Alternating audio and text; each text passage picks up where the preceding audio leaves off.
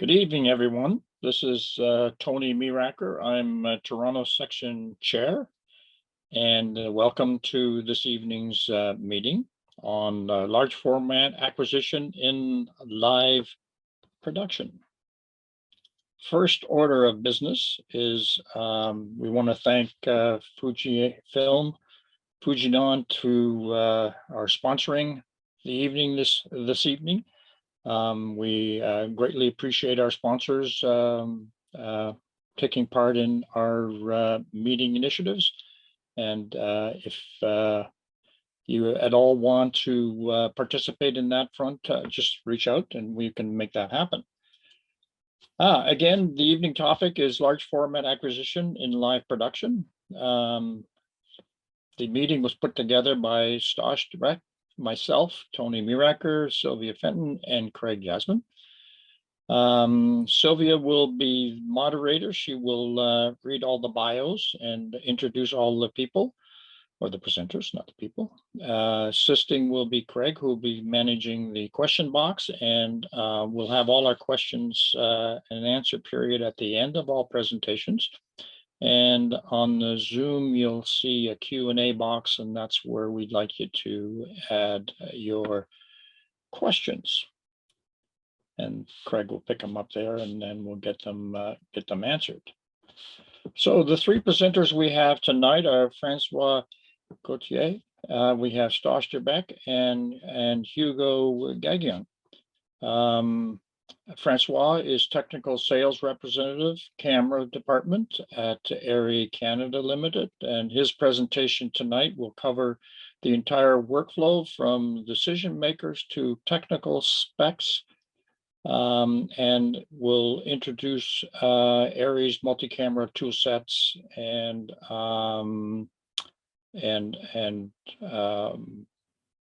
tool sets integrating cameras and onboard recording. He's got a good presentation. Rather than read it all, then I'll just let you read it as well. Stosh, his National Sales Manager, Fujifilm North America Corporation, Optical Division, Device Division. And Stosh is going to be presenting a paper that Tom Fletcher did for HPA this year, and it will contain a multitude of tests that they did with the SK35-700 box lenses. And Hugo is Chief Technology Officer for Sony Imaging Products and Solutions for the Americas. And Hugo will present on Sony imaging system for both, and he'll talk about both the full frame and the Super 35 formats.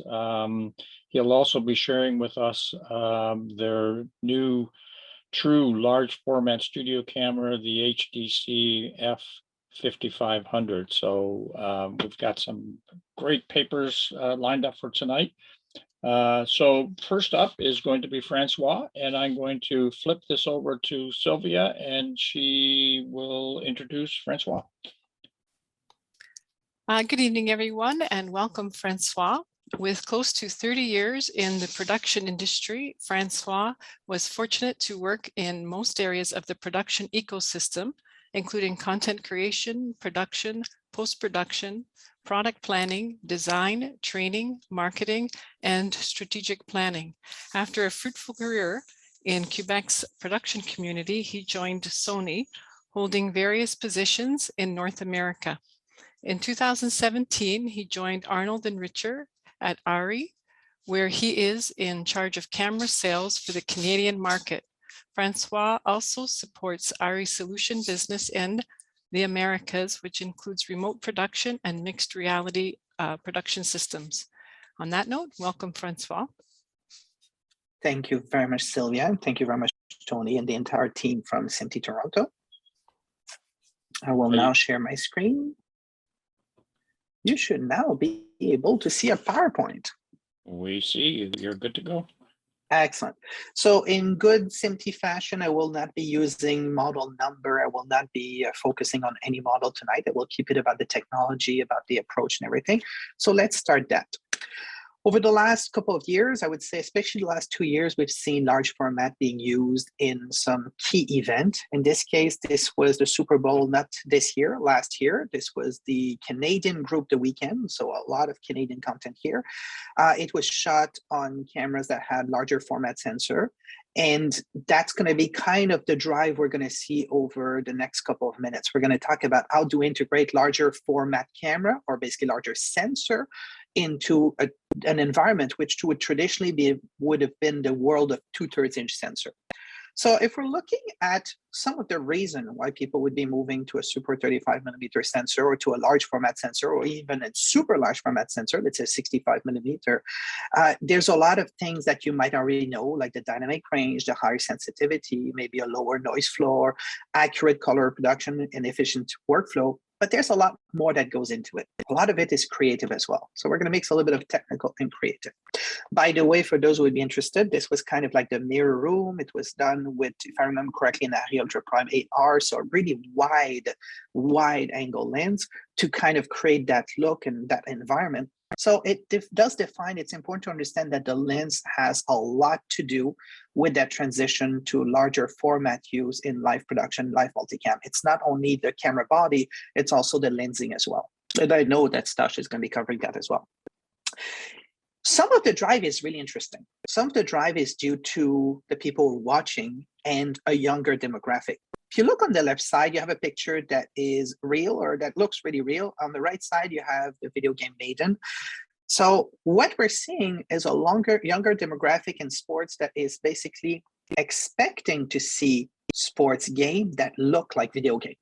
So if you're about my age, you probably started with an Atari 2600 running Asteroid on it. That was a long time ago. Graphics don't look like that anymore. And thanks to Canadian companies like Matrox and ATI that have evolved that render, we are now in a situation where it's difficult to see what's real and what's not. But broadcasters have not lost that message. They have seen the feedback. They have seen that it responds better. But there's also one thing that some directors and some producers were hesitating, and it was, can we really mix cameras? Can we really have a 2/3 inch camera and a super 35 or large format or 65mm? Can we do that? And the answer is yes. The customer is expecting to see something new, something different. So we are starting to see a lot more of that. It doesn't have to all be super 35. It doesn't have to all be large format. Two different formats, super 35 and large format, are different. It doesn't have to be super large format like our 65mm. It can be a mix of all of it, depending on what you're trying to achieve. Some of them are low-hanging fruit. When you're looking at digital cinematography camera applied into a live mix environment, a lot of the time you're going to look at dynamic range, because cameras that were created for digital cinematography tend to have a much higher dynamic range because they work with a log recording or a recording than a camera that would be traditional ITU 709. In this example, we see a camera, 2/3 inch HD camera, 2/3 inch 4K camera that would be at the top versus a super 35mm camera. And in this case, what we can see is the OLED monitor that's located on the left that has a person wearing glasses is lighted at about 660 nits. That would be an LG OLED. In the background, we have a scene that would be at about 10,000 nits. It's essentially the sun. So it is a lot of light difference between both. And in the set, we're at about 1,000 nits, which is where a professional reference monitor would be. So we have 600 nits, 1,000 nits, and 10,000 nits. And obviously, we see that you have to kind of expose for one of them. At the bottom, we see that when the camera can give you higher dynamic range, any digital cinematography camera that can reach that level is going to be able to give you one scene with all the information at once, which means you save time, and then you can focus on the creative aspect, on the storytelling, which is really important. So that's just a low-hanging fruit that people would expect. In a scene like this one, just to put a couple of numbers on it, we're talking about stops. That would be a difference between digital cinematography camera and broadcast camera. We're using sometimes different languages. You might be talking about a dB, we might be talking about stops. In the end, we're all talking about the same thing, just different wording. And it's important that we include training as part of all that discussion. That's going to be a little bit later. So in this scene, we have a model that would be going to the window, opening the curtains, come back to sit on the bed. So our scene when the windows are closed are going from -8 stop to +4 stop. It's about 12 stop. It's not that difficult to do with pretty much any decent modern camera. If we're looking at the situation where the curtain is open, we're going from about, I need to maybe move my PowerPoint a little bit, I'm missing a number. We're going from +7.5 to -3, so 10.5 stop. Also not difficult to achieve. But this scene is a one take where we go and open the curtain, then come back, and we have one take that goes from -8 stop to 7.5. That's 15.5 stop. I would say that modern high-end cinematography camera can do that. Ours certainly can, and we're happy about that because it means that you don't need to ride the iris. Because if you have to use a remote control panel and ride the iris, you're also playing with your depth of field. And that's not what we want to do because it changes your storytelling. It changes where the viewer is looking at. You could flag it. You could put some flags. You could put some gel in the window. Again, you're changing your story. So what we want is to make sure that as we're doing that transition, we help people continue to tell the story properly by removing the technical barriers. Some of these barriers, if we try to quantify them and we try to look at them to have that discussion, we're going to see them as challenges. So it means you can shoot multicam with larger format sensor easily if you know what you're doing. And that's bargaining, that's a discussion. So let's look at a couple of them. The first one is going to be the decision makers. Who's making the decision about the look? Colors are quite different in a digital cinematography world where we take that camera and bring it to a live multicam versus in a broadcast world. Same thing with training. Training, we're going to talk about it a little bit later, but it's really important to have consistent training as we're moving from one technology to the other. Connectivity, what you know about SMPTE 311, IP2110, all of that good stuff. We need to talk about that. And focus. Focus is going to be a little bit more interesting, but let's take it one by one. Let's look at the decision makers. I would say this is where it starts. It's not a discussion about technology. It's a decision as to who makes the call on what you're going to see on screen. In a film style workflow, we're using a large format sensor. The director is in charge. It's like a military set. The director says, this is the look that I want. It is planned over many weeks to get to that level. And that discussion always goes back and forth with the director of cinematography.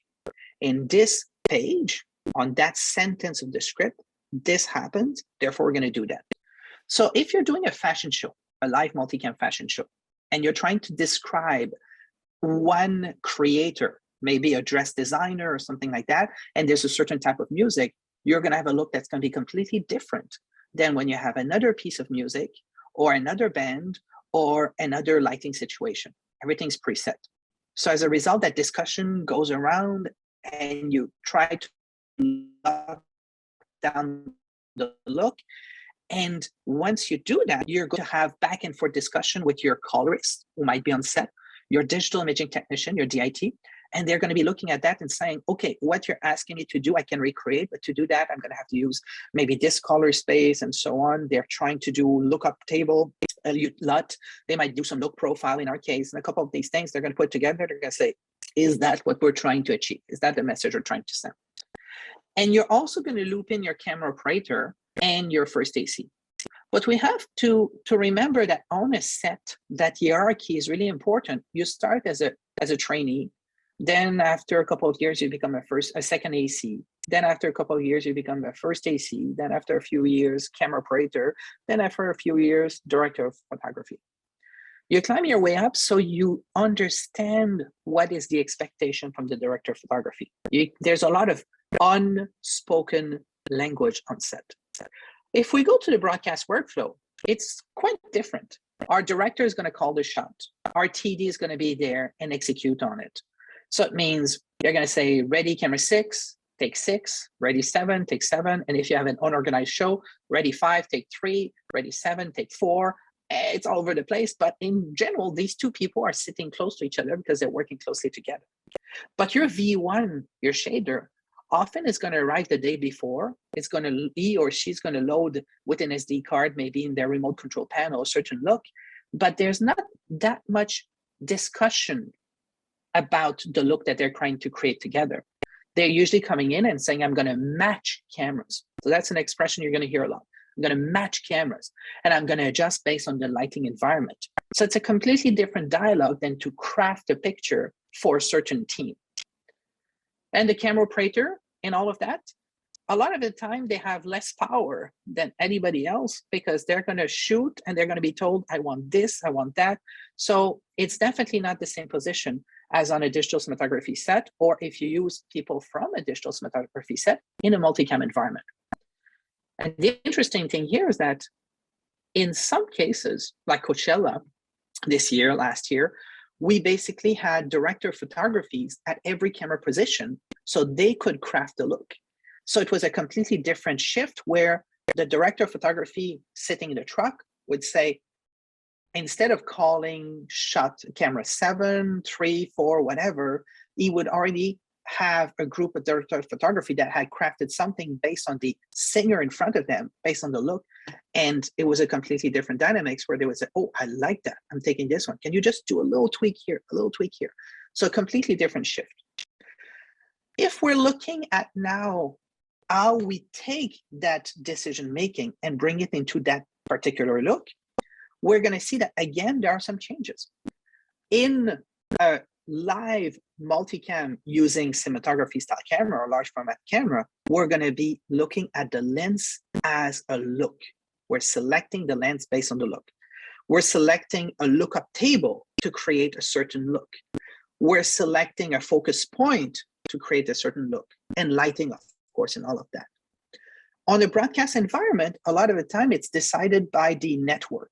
So if ESPN or if CBS, NBC, ABC, Global, CTTV, CTV, TVA, Radio-Canada, and so on decide on a certain look, or they decide on a certain workflow, they're going to decide how many trucks we have to do that, how many trucks do we need, are they going to be 60p truck, are they going to be 24p truck, are they going to be with 10 cameras, are they going to be cable for 20? So all of that question is going to decide what you're trying to do.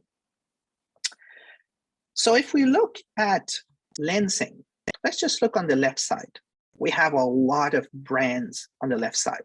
Ingenieux, Fujinon, Sigma, Arri, of course, Hawk. Oops, I have something on my computer that is happening. I'm just going to close that. Sorry about that. We have Tokina, Leeds, Cook. There's tons and tons of lens manufacturer. And on the right side, we see the two big players, Fuji and Canon. So you have a truck that's Fuji, a truck that's Canon, and that's kind of your choice. They have two different looks, but there's not a huge difference because you're trying to match camera. While here, when you're introducing large format camera and you're looking at PL mount or LPL mount, you get to the point where you can craft your look based on the type of glass you have in front. It becomes really important.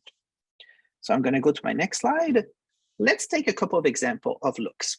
What I mean by looks, it's easy to just say looks. In our case, we're using some optical modifier. We have some different lenses. So we have some Arri Ultra Prime, Arri Master Prime, Arri Master Morphic, Arri Signature Prime, and Arri Signature Zoom. They're completely different. They're different because they were created for different looks. But let's take a base look. Let's say a clean look. If I just change the type of lens, in this case, I'm using an optical modifier, and in this case, it's a black sparkle mesh. Look at how much more contrast you have in your picture. You didn't touch to anything electronic. You just did that optically. If I continue and I go now to a focal net, I have yet another completely different look. Something that has a lot more blooming, the highlights, my shadows or my black level have been raised. If you were to look at your scope, you would see that it's a little bit higher, and your curve at the highlight would be turned a little bit more. So having larger format sensor in a multicam environment also means that you can create different looks that would be closer to digital cinematography or to video gaming just by changing the glass that you put in front of it. That is an extremely important factor. And I would say this is part of the dialogue between broadcast and cinematography and how we mix them together into a cinematic multicam environment. Let's go to, oh, and by the way, that's a diopter. Yes, It's hard to believe, but there's lots of people who want that vintage look. This is a +3 diopters. I don't think you'll be using a +3, but it happens. We have some people who want to have a look that is really vintage, really old, so they might be using that. So when it gets us to the color, it's also an aspect that's really important. We do not, in a large format environment, usually we do not try to match a chart. We're trying to contribute to the story. So our colorist is going to work by creating some LUTs, some lookup table, or some look profile in our case, which is a mix of VLP, ASCCDL, your output render and transform, all put into one bundle. We call that a look profile. But in the end, what's important here is that those they contribute to the story. If you're doing a Victoria's Secret fashion show, again, based on the song that's going to play, based on the clothes that are going to be worn for that set, you're going to have maybe a different contrast curve. You might have a different level of blue, a shade of green that's different, things like that. While on the broadcast environment, you're going to work with, let's say, a DSC Lab chart made in Canada. Again, shout out to Canadian. So your DSC chart is meant to represent exact value on your scope. So when you're going to look at your vector, you need to match it. That's completely different than what we're trying to achieve when we have large format sensor. Another thing that is important is focus. And I would say of all the feedback that we're seeing as people moving into larger format sensor, focus is probably the one where we've seen the most challenge. Most challenge because we're working with larger sensor. So let's see what happens. If I have, let's say, a signature prime T2.8, it's a zoom lens that's T2.8, that is to cover a large format sensor. That would be more than 36 by 24. So the larger the sensor, shallower your depth of field by default at the same opening. It means that if I wanted to match that same depth of field on a Super 35 3 perforation, smaller than 4 perforation, you would need to go to a faster glass, T2.6. If you went to a 16 millimeter, you would need to go even faster glass to have that same depth of field, T1.4. If you wanted to go to a 2/3 inch and have the same depth of field, you would need to go to something even faster, a T1, which doesn't exist in Super 35, in 2/3. So as a result, that depth of field means, yes, we can attract the attention to a specific area in our picture, but it means that pulling focus is much more difficult. And I'm sure that my colleagues are going to be talking about them in their presentation. So it's important to understand that we have lots of tools to help us pull focus. But we're not pulling focus, let's say like in sport, where we're going after one player. There's lots of environments where we use large format sensor, concerts, fashion show, events, live staging, things like that. In all these cases, we are going to pull focus to where the action is, and it's going to change. We're pulling focus from, let's say, the singer to the drum player to the bass player and so on. So we are moving the story around. But when we move the story around, traditionally on a broadcast environment, we have semi-servos. So you're seeing here Fuji semi-servos, so left, right, you're adjusting focus, iris, focus and zoom position, but you're not touching the iris, you're not touching any of those things. On the left side, we see tons of devices that you might or might not be familiar with. We have a lot of our cameras, even in live environment, that are using what we call a UDM, ultrasonic distance measurement. It basically is a microwave that goes to the talent and comes back and gives you the exact distance at which you are. It's really important because sometimes you have some atmospheric haze in the shot, especially for concerts and things like that. So you're not really sure where you're in focus or not. And the sensor would not know exactly where if you're in focus or not, because the picture would have less high frequency. So now we're using ultrasound. There are other products that we're using, and we also see a little box that's at the bottom here. I don't know if you can see it, but that little box is also an ultrasound that would go into the shirt of the singer, into the shirt of the presenter. It could be sewn into the clothes, and that's going to track the person. So you can still make the choice of going to, let's say, your bass player or your singer, whatever, but it's going to tell you exactly where you are, and you basically switch from one to the other. We have some laser sensor. We have all kinds of things. But it's important to understand that we have tools to help people to pull focus accurately with larger format sensor that is much more critical. You might be in a situation where you're pulling focus on 1/4 of an inch. And that happens a lot, where somebody is full open and you have one eye in focus, the other one is not. One eye in focus, the other one is not, just moving like that. So we have the tools to do that, but a lot of people do not necessarily know about these tools. So I would say training, again, is an extremely important part. We cannot assume that things are more difficult to do. We just have the tools. You just need to know about it. Now, there are obviously some tools that you already know, like when you're looking at focus peaking, different colors and things like that, because of frequency, you know all of that. But just keep in mind that there are lots of other tools that are open to you when you're working with larger format sensor. Now, let's talk a little bit about color. We kind of brushed on color, but if we look at color, let's talk about 709. To many of you on this call, 709 is a fixed bucket. It is an ITU 709. What if I was to say that our 709 is not like the other 709? What if I was to say that when we created the 709 in 2010, our version of the 709, we basically made it for on-set monitor. We didn't make it to transmit over rabbit ear antenna. So we didn't need to be within that 709 bucket. And that's why it looks so different. So you're going to see that the chart on the right is desaturated. You're going to see that there's probably more dynamic range. It's a completely different look, even though they're both called 709. Let's look at what would happen, let's say, on that teacup. You're going to see on the teacup, we have a lot more details in our highlights. Again, it's not because you have a spec that you know as a spec that it cannot be played with. And that's where there's sometimes some confusion. But the reason we're doing that is because the output of the camera that you're going to send to your Daktronics, to your Jumbotron, to anything, is probably going to be limited to 7 stop, maybe 8 stop if you're lucky. But it's not the only deliverable. Your content has a much longer life cycle that can be used to go to other places, to other platforms. And that's why having more dynamic range and different color curve and different approach, different look table and different look profile becomes important because of the life cycle. And if we look on the left side, we're going to see a typical gamut 0.45 on the monitor, and you're going to see the ITU BT709 curve in red. But look at the blue curve, completely different. It will look quite different when you're looking at these two because it is not following that broadcast standard. It is used for a situation where you have a lot more dynamic range, and that's something you can notice. And for the slide on the right, I have one that I zoomed in that is much easier to see. It's this one.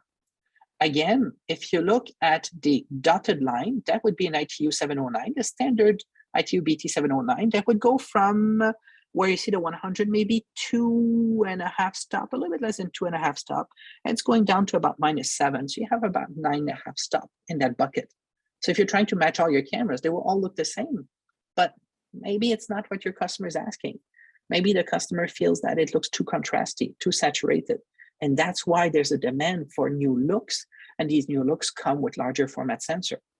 But then you look at the curve that's like an S curve. If you look at that shape, it goes from about -8, a little bit before -7 to about +7. So that 14 stop in 709 is a curve that we've put in some of our cameras, actually in all of our cameras, before we came up with the new camera that was just announced.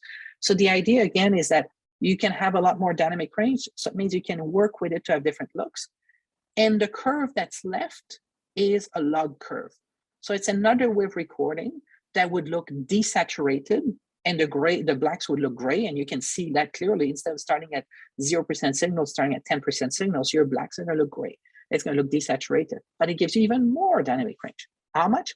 We didn't really give a number on that. You measure it yourself. But these are all things that would not necessarily be possible if you stick to that standard transport. And that is why when we work into larger format camera, maybe it's not something we would have been able to do 10 years ago, but today we can. We can because we have OTT platform that can accept much more bandwidth. Because today maybe you're watching the information on a nice 65, 75-inch screen at your home that is receiving signal over IP. So there's a lot more we can do today that we couldn't do 10 years ago. The technology has kind of arrived.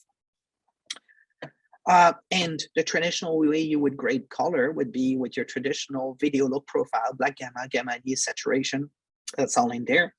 But it's important to understand that, again, about training. If you look at this slide, on the left side, we have a grade, and on the right side, you have a different look. You might see the separation. So if you had an operator that would not necessarily be trained and they were to look at, let's say, the grass on a field, if I go through 3 different grades, you're going to see that the grass didn't change that much, but the color changed a lot. So you need to understand that it's no longer a question of just matching cameras. It's a question of having a lot bigger palette. So you have to be careful on how to use your palette. You cannot just start grading like that. You need to know what you're doing. And this is where we are looking at coloring a broadcast camera versus cinematography camera. Broadcast camera, chart, we're trying to match. But if we're looking at a digital cinematography, a large format, use, let's say, in a fashion show, something like the Victoria's Secret fashion show, some things like all the concerts, something like the Super Bowl halftime show, and all these things, we're basically creating a look for every scene. In this example, here's a couple of looks that were created, but there's a lot more than that. In our case, in our camera, we kind of have tons and tons of looks, and the look really tells the story. Is it something that's going to happen? Is the music faster tempo? So do you have a more contrasty look and things like that? So all of that brings us to, you can play with the lensing, you can play with the light, you can play with the focus point, you can play with the color team, you can play with all of that. So Super 35 or larger format sensor are not just about depth of field. They're about an entire options, an entire ecosystem of looks that are demanded by the customer because they are something that they identify to what they've seen for years and as quality.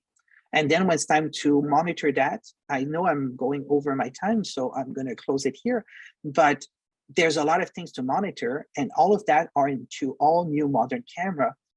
But in the end, it's about keeping the same workflow, meaning connecting the same SMPTE fiber to your CCU, and that's all done. So you don't have to rig up tons of things. The camera looks like a studio camera. It's just a digital cinematography camera.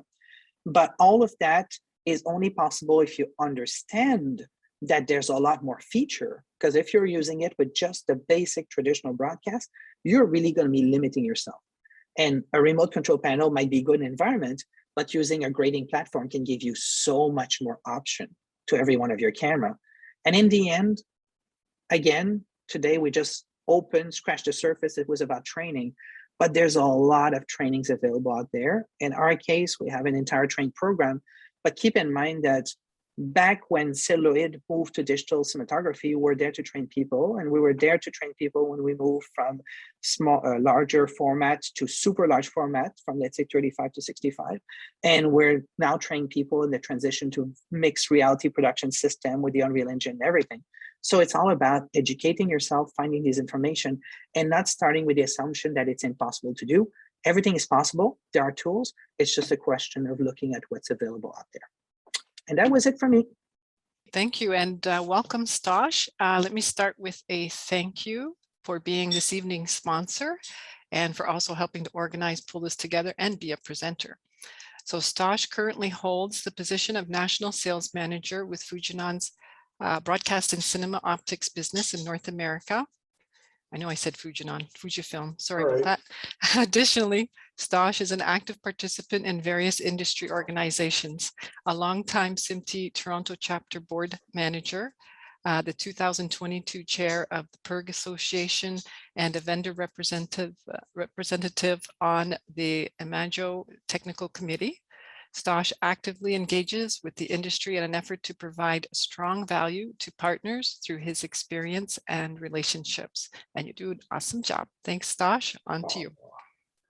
Thanks so much, Sylvia. And welcome, everyone. A bit daunting to be bookended by fantastic presenters, Francois and Hugo. I will do my best not to embarrass myself, of course. Welcome, everyone, and thank you for your time. I'm really excited to share with you some of the experiences we've been having at Fuji over the last couple of years. My colleague, who many of you know, our Director of Marketing, Tom Fletcher, has had a great opportunity to get out in the field and get on site on countless locations. Sadly, I couldn't join him until I was cleared to travel over the border, but we got some great experience and some wonderful content to share with you today. So, you know, what we're going to talk about is truly the cinema optics in live production environments as it pertains to the Super 35 or the large frame cinema sensors. Over the last while, there's been a number of new cameras announced, an evolution within the camera market. We're seeing a lot of stories around that from the major vendors, and more are coming online, it seems, every day. From a cinema zoom lens that can work in these multicam productions, you know, the two leaders in that world are not surprisingly Canon and Fuji. Those two vendors, as Francois mentioned, that are in that broadcast bucket. So what we've both done is taken cinema barreled lenses and added that broadcast servo grip, which really enables that multicam production. Even on our full frame big lenses for the largest format mainstream cinema production, we do have an optional third-party zoom demand that enables this more comfortable setup for the multicam / broadcast user. So what are the applications? Certainly, traditionally, the TV sitcoms, reality television. We're seeing a rental house prep and a package there for a reality show. Comedy specials, that certainly has been very popular. We're seeing certainly concerts. It's starting to bleed into concerts as well. Corporate television even, houses of worship, and of course, live sports, which is that very common one. There. How did this really become mainstream? When did we really start seeing this take off? Well, it was the Megalodon.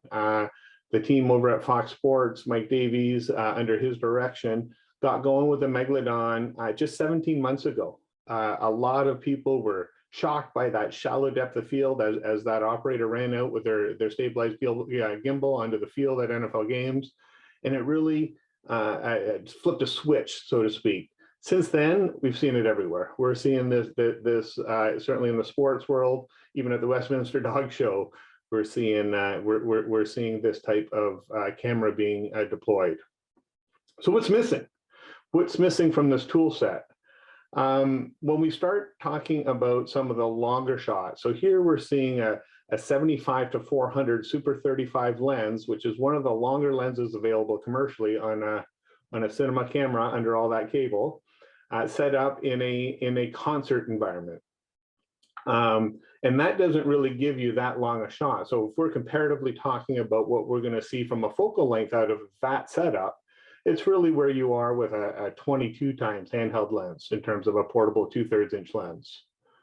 So what are they doing? So here we're seeing that being deployed with an adapter. So the adapter in this setup is going to enable you to put a 2/3 inch lens onto that Super 35 or that full frame camera, depending what you're going to do. And that's fine, that works, and that'll give you those longer focal lengths, but of course it comes at a cost. It comes at a cost of light, and it comes at a cost of overall resolution. We'll talk a little bit about some of the challenges with those downstream, but again, there's never a free lunch optically. But it is a popular setup and it does work. So you can see this is a Pink concert at Wembley Stadium, and you're seeing they have multiple setups because they of course can't be right in front of the stage with a great big scaffolding rig like that. They need to get out of the way. So they do need those longer shots. So what's the solution? This is a product that was developed in the mid 2010s for our friends at NHK. It's a native PL mount lens, and it has an image coverage of Super 35, so 28.5 mil diagonal. It has a focal range of 35 to 700. And just to let everyone know, when we're talking Super 35, we divide that by 2.5 to get to your 2/3 inch equivalent. It does have an extender, it can also be an expander, and it's fast. That's one of the biggest difference about a box lens like this. When you have a big front element, 220 millimeters on the front of that, it enables you to get to faster f-stops, and now you can make better use of these cameras in the evening games, in some of the other darker venues. So before we get into that, just to clarify, this is actually a discontinued lens. This is a lens that we dusted off from Japan just to truly use this as a proof of concept. So don't think this is something you're going to see on a truck or in a stadium near you. This is really the tool that we were using to show that there was demand for this type of long lens product out there. So to get into some of the pictures, one of the first people we got this to was the team at Monday Night Football, the ESPN crew, director Jimmy Platt, and the camera operator was Joe Hubbard. So we're going to show you, this is on the sideline cart. So you can see there was a Canon 2/3 inch broadcast lens in the lower position, and then the SK lens up in the upper position. So you can really get a sense here. You can see the gentleman in the background with the camouflage jacket. You're really using focus to separate the subjects. Here you're seeing the quarterback sneaking in. You're getting, you know, the focus roll off down the guards and into the tackles. Again, truly using focus to isolate. And there are so many different creative ways. We found we got this to ESPN 3 times over the course of the season. And it was amazing to see how much more frequently, if you're a Cardinals fan, you might want to look away. This one doesn't end well. Using the lens throughout the show. That first time he only called it once or twice. By the third time, he was using that lens all night long. And part of that was even the operator. So in talking to Joe, this is a much shallower depth of field. On that sideline cart, there's a lot of action. You know, if the player's running towards them on the sideline, he's working to keep focus in there. So that took a bit of a learning curve as well. So again, you're really starting to see how that makes a big difference relative to the overall depth of field. This was a really cool one too. I don't think you guys can hear it, but there's audio running. You don't need it. So this was on a Sony 4800 during this game. And one of the big feedbacks we got from the slow-mo operators when they're doing the region of interest is that, you know, their comment was, you can zoom forever with this lens. So we're wondering, what do you mean by zoom forever? Well, what they're talking about is the digital zoom, because when they were using the adapter to the 2/3 inch, they weren't able to get usable content. So this shot right here was captured with the SK lens, and it's in the top 5–10% of the frame there. So that enabled a much better corner-to-corner sharpness and quality for those slow-mo guys, not having those adapters in the mix. So here we have some baseball. This is a very different position. So this is down at low first or low third. Again, you're really seeing separation from the backgrounds there. And what's really cool here is we had to show that the lens, because it's a cinema lens, it truly is, it doesn't have the wide to tele range. The operators still need to get all their assignments. So we can't go and put a second big camera and lens down in that position. So here what we're seeing is you're noticing that he can still get that wide shot as the operator gets down into the dugout. So we're still able to get the pitcher. As you can see, you can get the batter, and then you're getting the players as they go out into the come back into the dugout. So there you just hit a home run. So what I really like about this next scene coming up, you actually see them starting to create some creative use of focus into here. So the goat, they hit it. Oh, look, he's pulling focus to the hero as he runs by back there. So it'll be curious to see again, how are these directors and operators going to start using focus to tell the story in these different games, as opposed to switching between cameras as frequently as they might. And I think that's the last baseball. Oh, one more. And here you're seeing we're getting into the nighttime. You're seeing the shadows out there in the stands. So again, not losing those stops of light in the adapter really enables the use of this lens in all the times of day and night. This is a cool one. The team at Marquee at Wrigley Field they're trying to find a cool new shot. So what we're seeing here is it's on the Phantom camera, and this is 1200 frames per second. So that camera lens is out in center field, as you can see in the picture on the left. They're focused on the pitcher, because you can't be changing focus on that with that kind of frame rate. But again, taking advantage of these unique optics to get that unique shot. Basketball, again, we're finding the low slash position, so it's important to be down low if we want to use that focus as a creative tool. So this is at the Summer League. And again, there's a few cool clips in here where you can really see that depth of field and how it really gives a unique shot. I think there's one where he's going to come into focus. We've been thinking that might become a signature shot for some director out there, you know, as he's steps to the free throw line, snap him into focus. Here we go. And then let him take the shot. So all kinds of creative opportunities in these applications out there for the sports world for sure.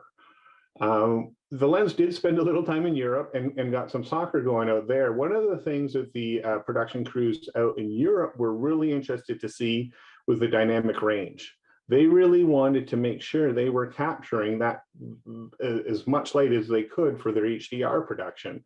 They felt that using the adapters and the long lenses really took a big hit on their overall latitude within HDR. So having this lens, they were super excited about what that did for them.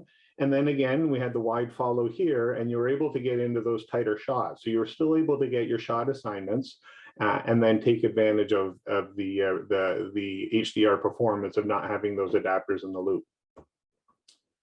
A Super Bowl halftime show, that was another great one. So more entertainment, of course, than sports per se.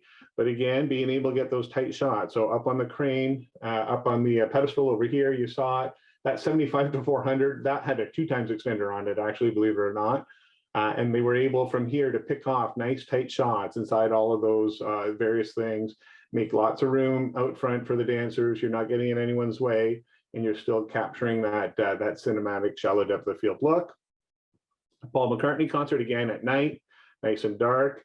Avo Cine supported this one. So this was outside of the show for the Jumbotrons or for distribution. This was something that they were doing to capture the content for future use. But again, seeing all kinds of different applications on a crane, with these stabilized heads. Not something you see every day out there, but bringing that cinema world into the multicam production world. A few other setups there. We're seeing a lot of that. Again, the big lenses, and then there you go, kind of center hero cam, back of house. We got lots of Paul McCartney. And then, Country Music Hall of Fame, again, music, the Kanye or Ye or whatever we call him now, at his concert. We had some great tests there. And then in the church market, again, some of these super churches down in the US especially, it's a full-on rock and roll concert every Sunday in these churches. And it's amazing. I've tuned into a few to watch this content live, and it's amazing the amount of production value they put into their shows. And last but not least, again, this is into the slow-mo again. Again, loving that, being able to get, as you can see here on the left, the camera removed, not killing seats, it's still getting in nice and tight, taking advantage of the light levels, taking advantage of the corner resolution. There certainly isn't an ad for getting your kids into boxing as you watch their faces distort around the punches, but again, it's providing unique shots that they couldn't previously get. With that, I thank you very much and look forward to answering any questions you may have after the show. Oh, thank you, Stosh, and welcome, Hugo. Hugo, who joined, sorry, there was some breath going on back there. Hugo joined Sony in 1988, and he holds several patents and has authored more than 40 technical publications in the areas of video compression, digital filter banks, HDTV, and UHD-TV devices and systems. Previous to joining Sony, he worked at RCA Corp and Bell Communications Research. He was a member of the Advanced Television Advisory Group to the U.S. Federal Communications Commission from '87 to '94. He is a fellow of SMPTE and the recipient of the 2004 Leach Gold Medal Award and the 2018 David Sarnoff Medal Award. In 2008, he received the U.S. Broadcasting and Cable Technology Leadership Award. In 2019, he received the Charles F. Jenkins Lifetime Achievement Emmy Award. In 2021, he became a member of the Hall of Fame of the Sports Video Group. Quite impressive, Hugo. Hugo holds degrees in telecommunications, system engineering, and electronic engineering from the University of Essex in UK, University of Pennsylvania, and Columbia University, respectively. That's awesome. Thank you, Hugo, for joining us tonight. Over to you. Thank you, Sylvia. Thank you very much, SMPTE Toronto, for this invitation. I will be going very fast, but I hope that you will be able to get all of these slides in the recording, or I'll make them available if you want to study them in more detail later. Okay, as you probably know, Sony professionals have been in direct engagement with the media industry for more than 60 years, and we specialize not only in optical and acquisition devices, but in the whole set of solutions and workflows necessary for media production. We are well renowned for the quality of our images across a number of acquisition platforms. We began with broadcasting, and we now specialize in cinema applications, as well as continue to evolve in the broadcasting environment. Now let me just focus a little bit on the live cinematic production, or the use of large format sensors for live applications. We probably began all this trend back in 2015 when Sony decided to launch the F55 cinematographic camera, coupled with our baseband processing units and CCUs that we have in our 4300 4K camera. And that environment of a Super 35 millimeter 4K global shutter sensor allows us to have high frame rate up to 6 times, and created a special look that was immediately adopted very nicely by a number of production companies. Service providers like Panavision rapidly embraced this solution and created a number of adapters and additional devices to enhance the workflows. And we had a good number of third-party companies complementing this camera. And it has been used for a number of years to create this shallow depth of field look, or cinematographic look in broadcasting, and it's still in the hands of many outside broadcast companies. As mentioned earlier, yes? Can I get you to just hit your hide button on your share, and then, because it's covering some of your slide deck. Yeah, there you go. Thank you. Thank you. And as I was mentioned before, the Megalodon created a buzz in the industry, created by Fox by converting an Alpha 7 camera from Sony into a rig to create a very mobile environment for acquisition of cinematic look. Although all of the parameters were preset and there was no capability for remote painting or shading, but again, very controversial. But some really praised it, some other people didn't, but it created a breakthrough in the look of a broadcasting acquisition. Going into the more details into what we are doing with the cinema line of camcorders that Sony has produced, there you see the entire gamut from the FX3 to the latest Venice camera. But I want to mention what we have been doing with these cinematographic cameras in live production. Venice camera was introduced in 2017, 2018, and has a 6K sensor with a 15 plus of stops of dynamic range, and it encompasses a lot of the voices of customers and comments from the end users beyond the F55 into this new platform. But unfortunately, or perhaps we didn't know, in the redesign of this camera, we never thought about having a Sony fiber capability at the back of the camera. Again, what everybody's looking is to create this cinematic look into the live acquisition. Venice has a dual ISO with 15.5 stops of latitude, but primarily had a very important technical development, which was the creation of a mechanical ND filter structure that allows for 8 steps of ND directly in the camera without having to remove the ND filter in non-real time. Therefore, this can be remotely controlled by Wi-Fi or by Ethernet, and allows to make this camera to operate in a variety of lighting conditions, which especially in real-time situation, which is something that wasn't possible before.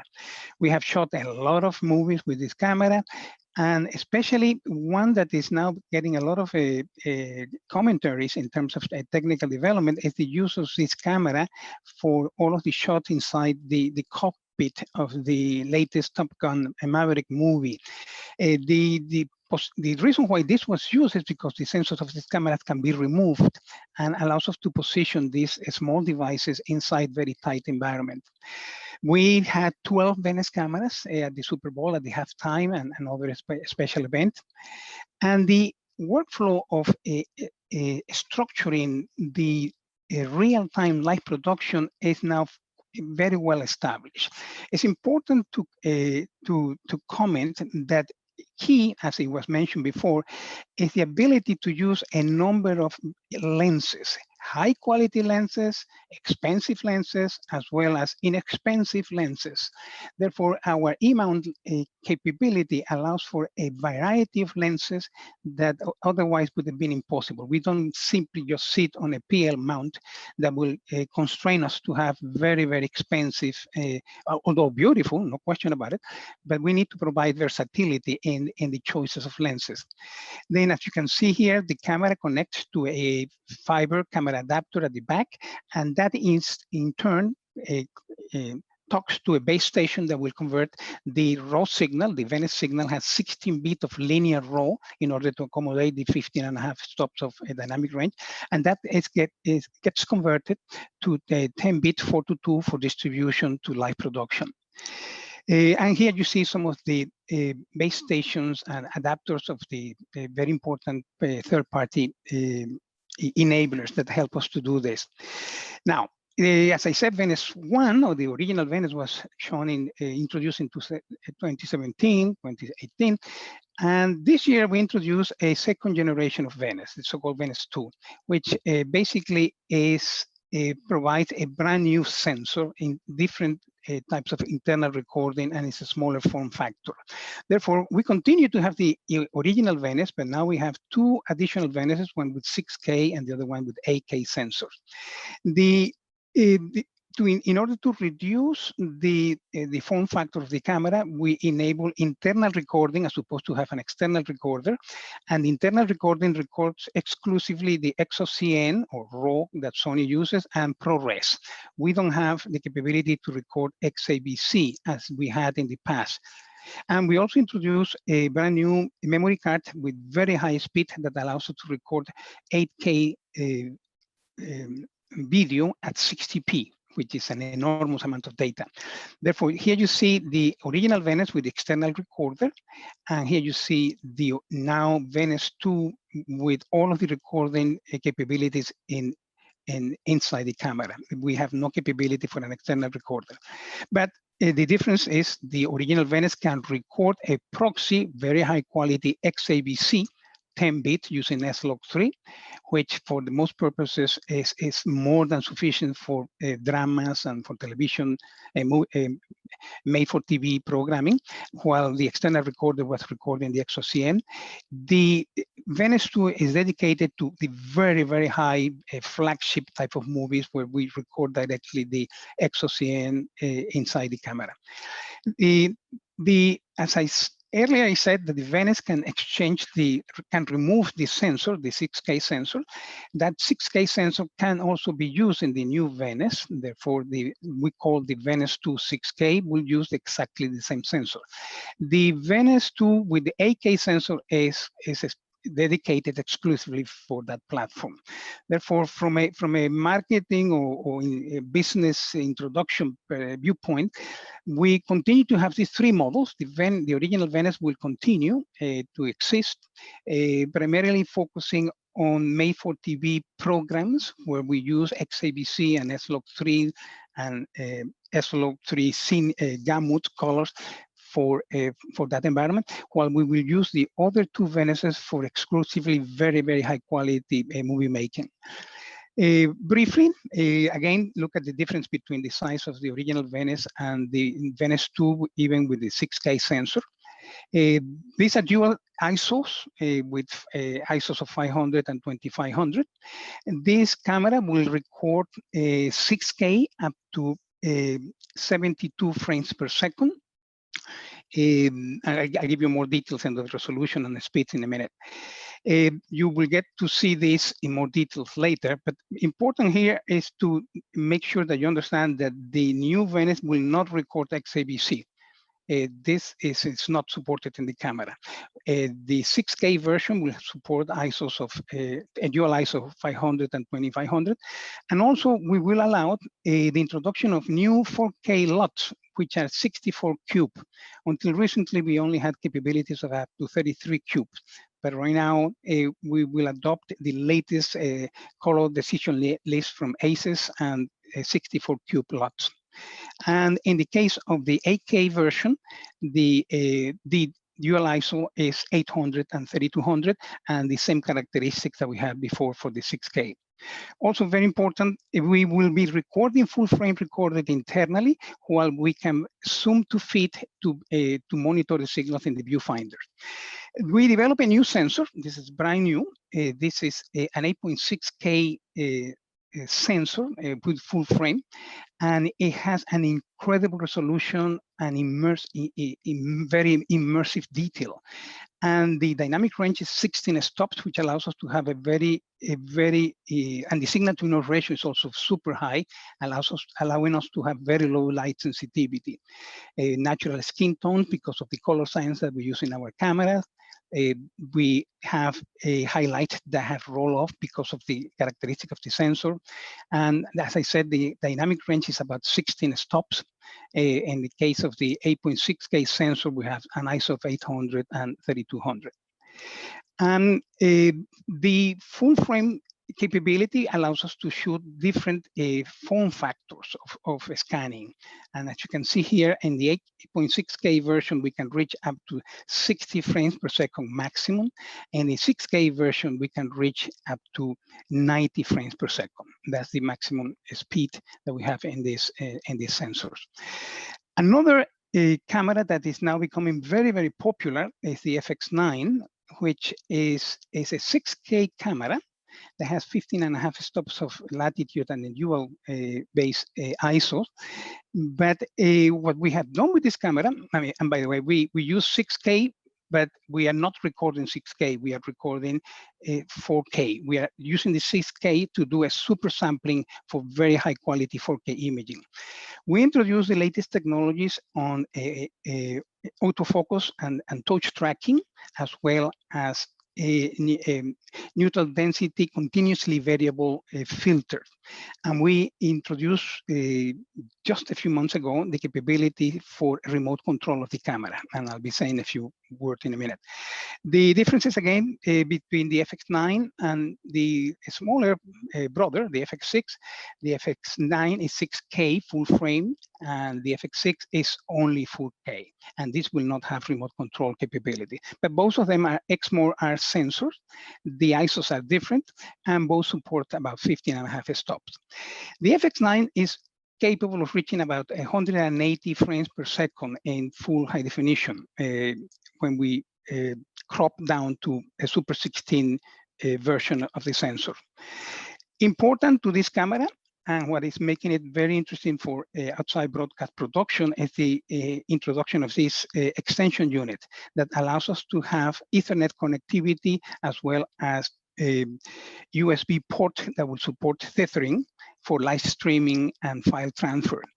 Then with this adapter, we are able to connect our RCPs and treat this camera as if it were a broadcast camera, and we can paint and shade the cameras in real time, which is very important for live production. And there you see the structure of the camera in the form of a camcorder.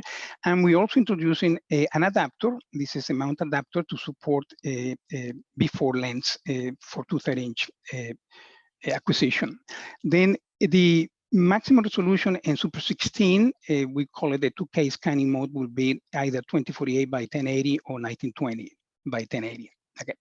Then by doing this, we have the capabilities of having a multi-camera environment or a workflow where every camera can be independently controlled by the respective RCPs, and we can monitor through SDR switchers and our monitors.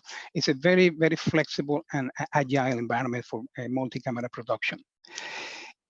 Very unique to this camera and also to the FX6, the lower brother, is the introduction of a very unique technology, which is electronically variable neutral density filter. It can continuously change from -2 stops to -7 stops.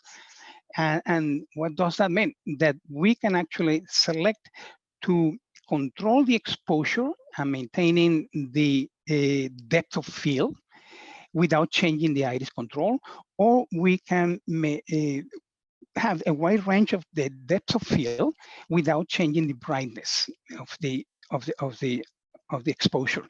Totally independent. Therefore, we finally got rid of that limitation that we had of the depth of field control, or limited by the opening of the iris. Also, since we are now facing reality of a very shallow depth of field, it's very important to have very critical control on focusing. Therefore, we began with the technology that we inherited from the still imaging cameras, such as face detection or eye detection. But the latest software version of this camera has the capabilities of doing real-time processing and detect different patterns in what you want to track in the shot.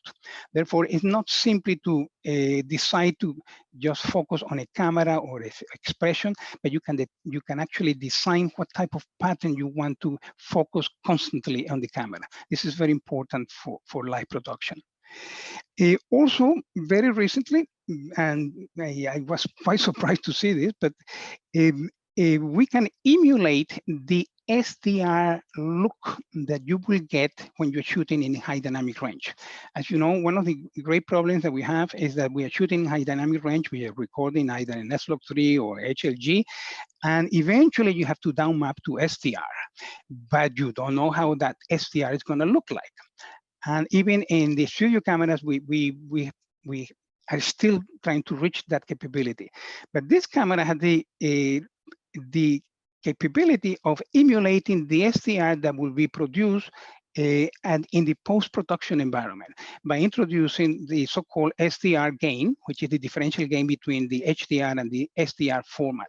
And that parameter that is controlled by the camerographer is now introduced in the file that you are recording and you are transmitting, so that the post-production has now at least a notion of how to begin grading the SDR footage from the HDR footage. This is very important. Okay, on the other side of the house, which is the live studio cameras, as you know, we have a very rich portfolio of 230-inch studio cameras, from cost-efficient introductory cameras all the way to very crazy cameras with super high frame rate of up to 16 times high definition or 8 times in 4K. And but all of them had the characteristics of the deep depth of field. Perhaps the only exception would have been the 4800 that had a super 35mm sensor. But at this NAB of this year, we introduced a new Htc F5500, which is a studio camera with a super 35mm global shutter sensor.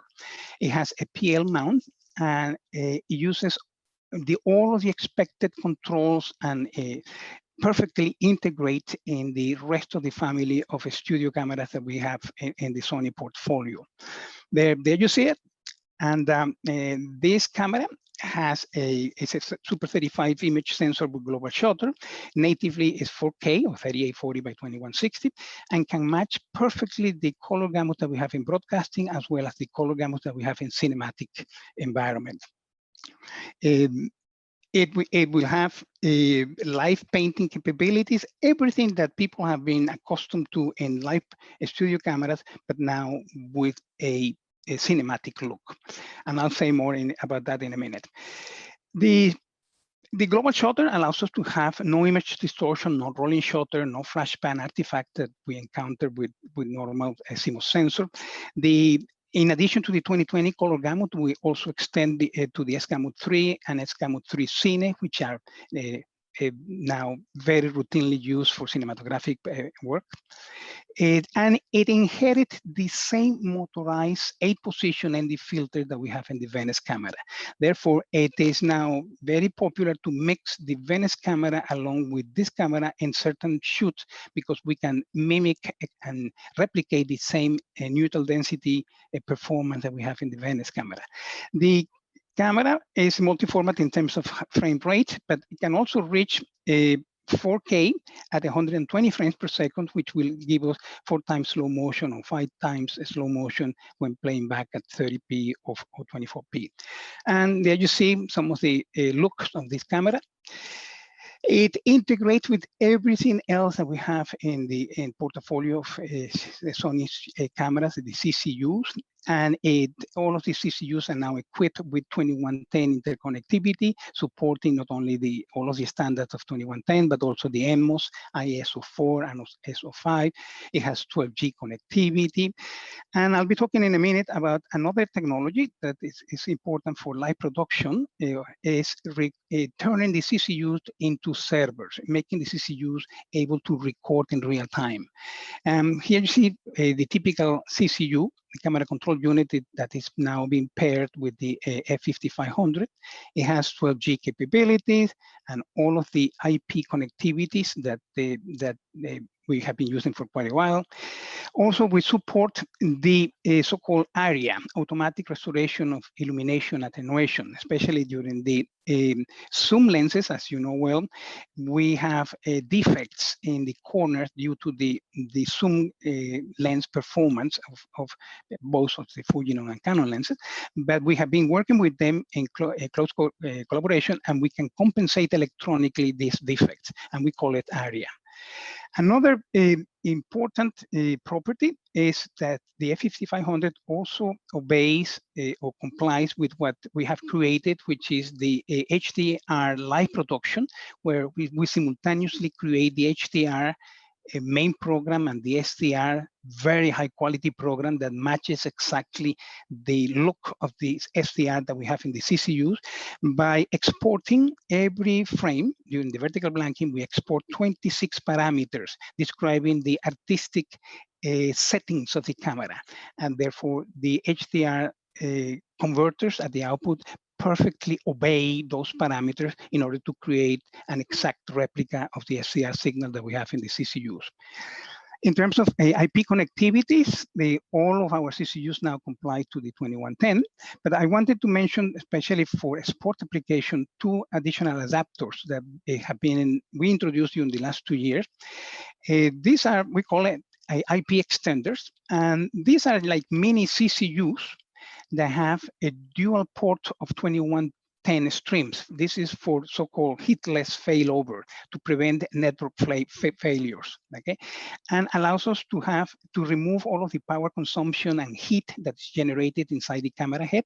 And we can do a lot of really clever signal processing inside this unit, including very shortly, we're going to introduce JPEG XS for distribution over long distances for compression. And this can be used not only for the latest Sony cameras, but also for legacy cameras. Then here you see it, the CCU or mini CCU or IP extender can be set up miles away from the broadcast center adjacent to the camera. The operator can begin seeing the signal, setting up the signal, shade the camera, set up the remote control panel without having to wait for the network to be up and running.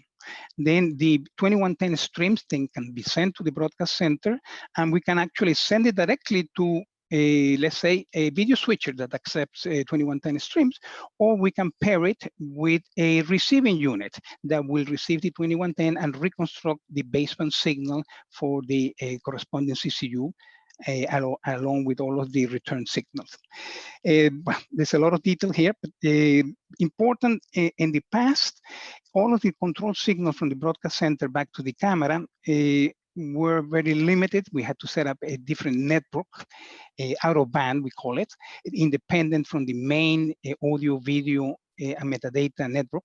But recently, the standards are now available, and all of the control signals can be sent back to the camera in band. This alleviates the creation of the network. The difference between the models we have, the first one that we introduced allows us for 4 times super slow motion, which was paired with the 3500. But now with the latest one, we can support up to 6 times super slow motion, which is the maximum permitted by the 2110. Just to conclude a little bit, is the notion of converting the CCUs into recording units. By using these recording kits, we call it the Rec 50 and Rec 55, we can record in the CCUs whatever's in the cameras are recording. And we have 3 places where we are recording: inside the CCUs, in the hard drive, in a removable drive, so that the technical director or the producer can just walk away with a copy of what has been produced. And at the same time, we are streaming the signal to an external NAS, so that there are 3 different places where the signal captured by the cameras can be recorded. We can control up to 40 cameras with a network recording controller. And this device is designed to optimize for a high dynamic range recording. In other words, we will have the 4K in high dynamic range. We can create an HD version or proxy using an SDR, and both of the signals will be completely synchronized inside the storage device. We're using XAVC for recording, optimized again for high dynamic range. This is a 10-bit signal, and as you can see here, you can have an enormous amount of recording capabilities in the unit. Just in the front of the CCU, you can remove using the removable drive, connecting using a USB connector. In the back, you have your external connection for the external NAS, and inside the CCU, you have also a copy of that material. Well, the F5500 has now been is beginning to be adopted quite nicely by a number of end users. Here you see a number of the house of worship, and now very eager to begin using this camera. And also the main outside broadcast operators are adopting this camera very rapidly. We are very thankful for their support. Then just to compare, here you see, this is my final slide, the advantages and differences that we have between a cinematic approach using the fiber system connection and the F5500 more on a broadcasting environment. Okay, and here you have the capability. You don't have to have the learning experience that otherwise you'll need if you were using cinematographic cameras. Everything is absolutely familiar to the operators as if you were using a 230-inch camera, but it happens to have the shallow depth of field and all of the advantages that we bring with the F5500. And here you have a lot of versatility that ultimately will be fully exploited if you are in a non-real-time environment. But even for real-time application, it can be used to great results. Well, thank you very much for your attention.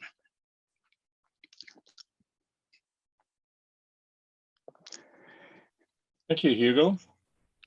Okay. Okay, we are at the point here where we're going to open it up for questions, and we'll get some answers. So Francois and Stosh, if you guys can spark up your cameras, which you guys have. And Craig, I'm going to hand it over to you to see if there's anything has come in.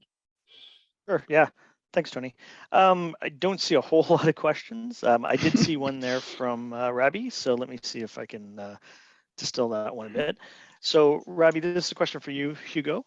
So he's asking, how does the variable neutral density work in the FX9 versus the fixed neutral density found in the Venous? I think he wants to compare those two. Very good question. The principles are exactly the same, but in the FX9, the variable ND filter structure is full frame, because the FX9 is a 6K full frame sensor, and the FX6 is a super 35 millimeter. Therefore, the the functions and the performance is identical, just the size is different. Right. Okay. So even though it's a much less expensive camera, it gets similar performance. We have the ND filter continuously variable in the 280 camera, which is a $4,000 camera. It is becoming commodity. Yeah, great. I also just wanted to comment too, looking at the Venice camera, I was just surprised how small the actual base was. Like even with the recorder built into it, there's not much there. It's like sometimes it's smaller than the lens. All right. Well, that was the only question I had coming in. Yeah, that was the only one I had. Well, I got one, Craig, if Sure, that's sure. possible to jump in here. Yeah. Where does this go? Like, does a large sensor become larger, or does a large sensor become more pixels? What's the future have in store? And bigger than Alexa 65, Francois? That's the question. Is that where we end? Or are you going to keep getting bigger, or is it GFX? If I may, it's a really good question because we just introduced a super 35mm camera, and people might think exactly that. Are we going larger? But you have to keep in mind that we have 100 years of super 35mm glass. We have a lot of specialty glass. So when about the lens? Is that what about lenses? Yes. It's all about the lens. Yeah, so it's all about the lens, absolutely. So the idea here is that when I talked about it's more than just a larger sensor, it's more than just a shell depth of field, it is a lot of things. And what we're seeing is really multiple market in parallel. There are some customers that shoot 65mm, they will always shoot 65mm. We know they are. We have some customers who shoot 35mm 4-perf, and some that shoot super 35 3-perf. And there are some that shoot large format. So we know that they're different customers and they have different intent, or sometimes the same person shooting different content. If you're looking at a large format sensor, we can get closer to a virtual wall. So that's one advantage. So from a real estate perspective, it's much easier to work with large format to cut down your cost and have still a beautiful look. But that super 35 is not gone. It is not gone. So it's ironic because here we're talking about 2/3 to super 35, and I'm talking about super 35 in our world as it's the smallest one. We have nothing smaller. But I don't think that we're always going to be looking for larger and larger and larger. And the other thing I would say is we had a launch event recently where we had to find theaters to show content. And I'm always shocked by how many theaters in the Americas are not 4K. The vast majority of theaters that people are going to see are 2K. So we hear a lot of things about resolution, pixel count, and things like that, but there is definitely a deliverable in other format. And Super 35 is not dead, and 2/3 is not dead. They all have their application, and 65 has its own application. So I don't think it's like a trend in one direction. I think it's a choice of tools that we mix and match to tell a story. I would agree, Francois, and I'd be hard pressed to think we're going to get much bigger in terms of the sensor. You know, we can pull focus so much tighter with the large sensors that are there now. I think I saw some incredible footage from the launch events on the new Airy, and we're seeing out of all the high-end cameras now, a color space and latitude that exceeds what film was doing, I think is safe to say. So I think we're there. I think that it's going to be a challenge now for the camera vendors to find new creative ways to expand what the camera can create for the creatives. I think they're all beautiful paintbrushes in their own way. And where it goes is exciting, because I don't know that bigger is the answer. Just to remind you that we already have bigger than full frame. We have a 1.25-inch sensors for the 8K cameras.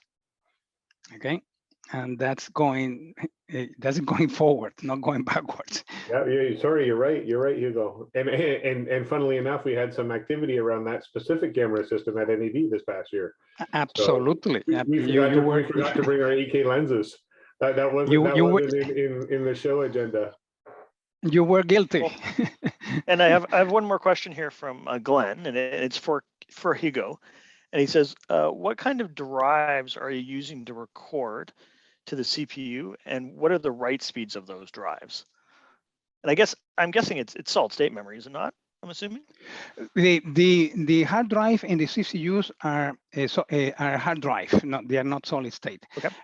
The larger one is about 3.6 terabytes. The smaller one is about 1.8 terabytes, and they are fit into the full rack CCUs or into the half rack CCUs. Okay, and that's basically Hopefully it. that answers your question, Glenn.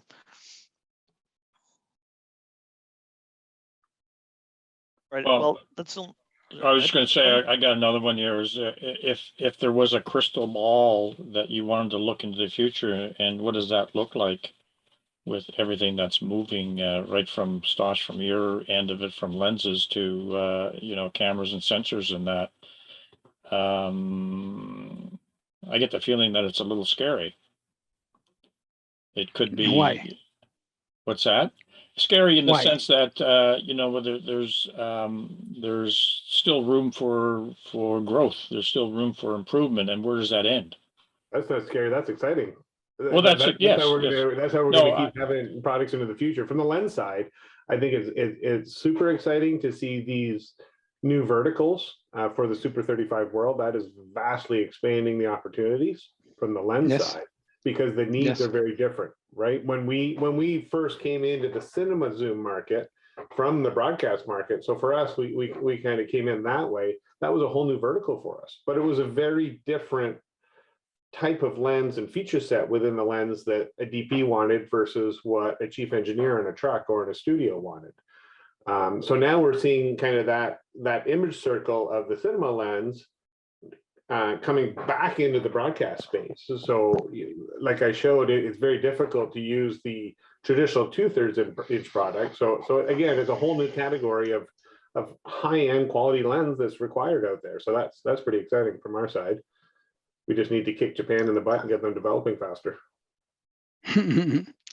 And remember, the different regions in the planet evolve differently and at different pace. Asia is moving 8K and 4K already. It's extremely well dominant in both. Europe is moving rapidly into 4K. In North America, there's a mix back between 1080p and 4K. And the market is evolving differently, but you can't just simply say you're going to satisfy the world with a 1920 by 1080. that's not going to happen. You need it. That's so 2002, Hugo. We're way past that. We are past that. Yes.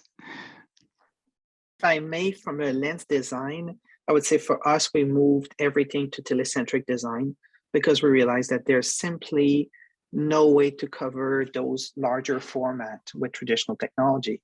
And I know that Fuji, you're looking at LPL as well. And the idea here is that new manufacturing technique that did not exist a couple of years ago, and there are some manufacturers that do glass that are still using a process that is more than 100 years old. Think about that.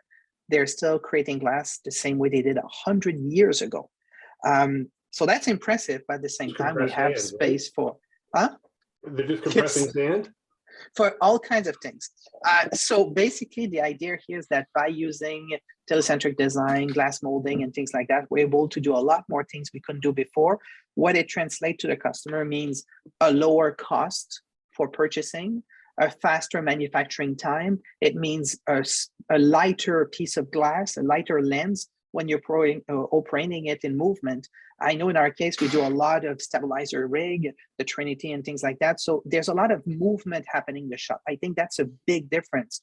We were shooting on sticks 10 years ago. Today, cameras are moving everywhere. They're getting shots everywhere. So the dynamic of how it's created is different. So that weight on the camera becomes important. Power consumption becomes important. They're all things that are important. And all of that, regardless of the size, that would be a 65 millimeter, or that would be a 35 millimeter. To us, that's a small 35 millimeter, or a big 65. That's like, it remains a tool that needs to be fast, efficient, tell the story without wasting time. You have to bear in mind that on many sets, we have 100 people, and there's only 1, 2, sometimes 3 cameras. So you need to move fast because your cost for production is quite high. And I did see another question come in from Brian there. So it says, is the 2/3 3 sensor camera heading for extinction? No, not at all. Not at all. We've got lots of lenses two- coming. That's good news. Thank you, Hugo. The 3 sensor camera is going to have some very powerful technologies coming up very, very soon. And unfortunately, if I were to tell you, I have to kill you. But there's NDAs for some everyone, very, right? there's some very fabulous technologies being applied to 3 sensors cameras, studio cameras. Yeah, I think the versatility of a 3-chip, even optically, of a 3-chip camera, it's going to be hard to beat that in so many applications, right? We're seeing those shoulder mount field cameras for even for documentary in some cases, and in news gathering even. You know, it's hard to beat the range and the versatility and the portability you can get out of those, even with the cinema tools today.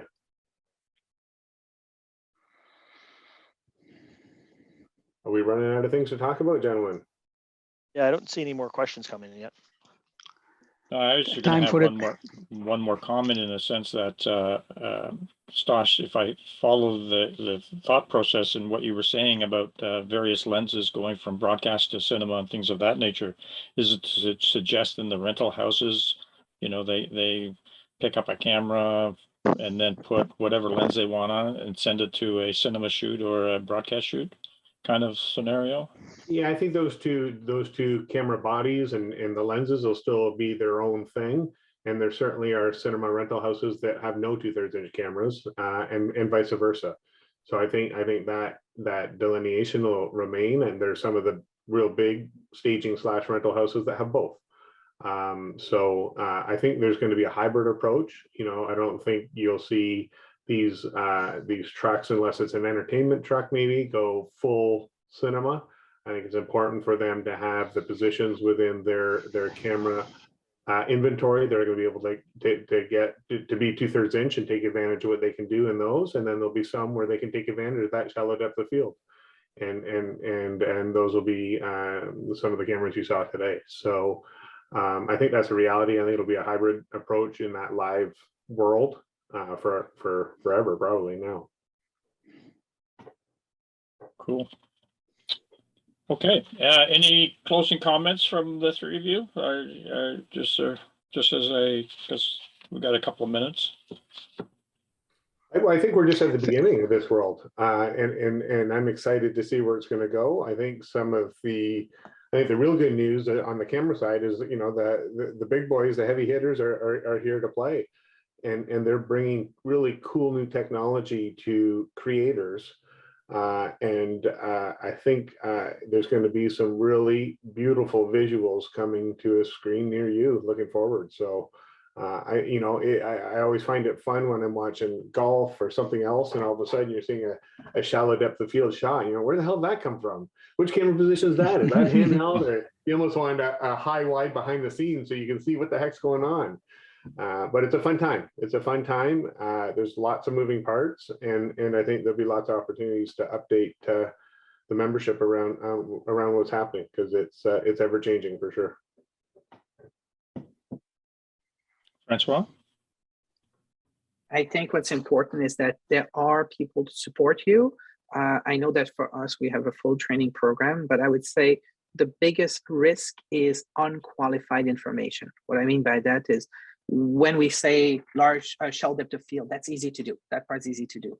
But there are a lot more influencers and people talking on the web that talk about shell depth of field without necessarily having the entire story behind it, the entire ecosystem. So I would say quantifiable, qualifiable information is much better from known vendors that use these products every day in real situation than somebody who's on the web saying, I tested these 31 cameras and I got to this. And it's difficult in all that noise to find what is real, what is not.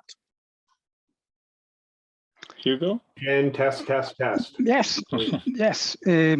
Something that is going to begin to appear in the market is, as we all identify, the control on the focus of the subject that we are shooting is super important for any kind of production.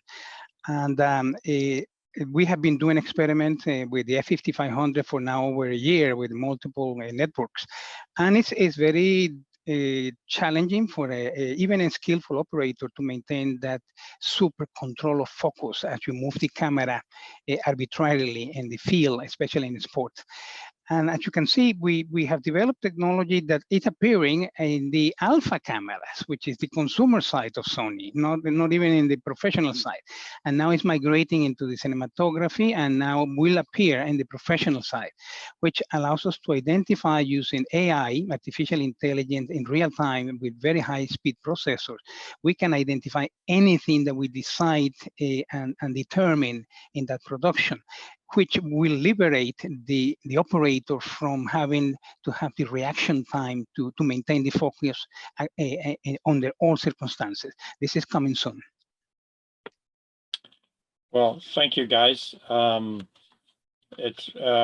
just throw it to the next slide here. Thanks very much for the presentations. I think we're all going to walk away with this, having pleasant dreams tonight with the various opportunities that can present themselves. So I really thank you guys and doing this for SMPTE Toronto and having a great evening and a great meeting. Thank you for inviting us. Well, thank you. Yes. So just to let you know that this is being recorded and it will be available on our YouTube channel. We just have to clean up some of the head and tails, and we'll post that within the next week or so. We get to take a break here, the managers here anyway.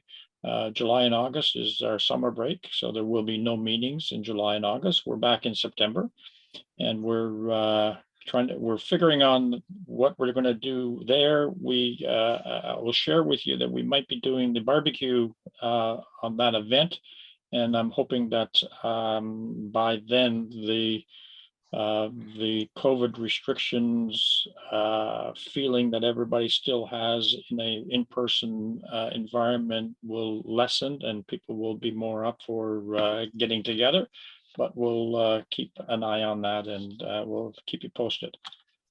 On the meeting last month, just to give you some analytics as to what happened with the meeting last month, it was our in-person and also virtual, so it was a hybrid event for us. On the Zoom side, 55 people registered, 39 attended, and on the in-person side, we had 15 people registered and 13 people came to Metropolitan University now and sat in the auditorium. Again, SMPTE website or the Toronto section website. If you want to become a friend of SMPTE Toronto, there's the URL. Facebook has shut us down, which we have to find out why they pulled the plug on us, but they did. But there's our email address, simplytoronto@outlook.com, and we'd like to hear from you guys as to whether or not we're doing a good job, a bad job. Do you have any recommendation for future meetings, things of that nature? It's always good to hear from the participants on the recipient side and see whether or not we are doing an okay job. So just drop us a line whenever you have a moment. That'd be great. And that's it. We thank you very much. We had a great year this year, and we thank everybody for attending tonight's meeting. And definitely Hugo, Francois, Stosh, thanks very much for participating in this great Tony meeting. and Sylvia, thank you very much for your leadership on the board. It's great in the Toronto section. The membership certainly has wonderful opportunities for learning and networking. Thanks for your hard work. Well, thank you. Okay. Thank you. Thank you. Good night. All right. Thanks very much, everybody. Bye. Cheers. Night to night. Good night. All Have a right. Good night, good one. everyone.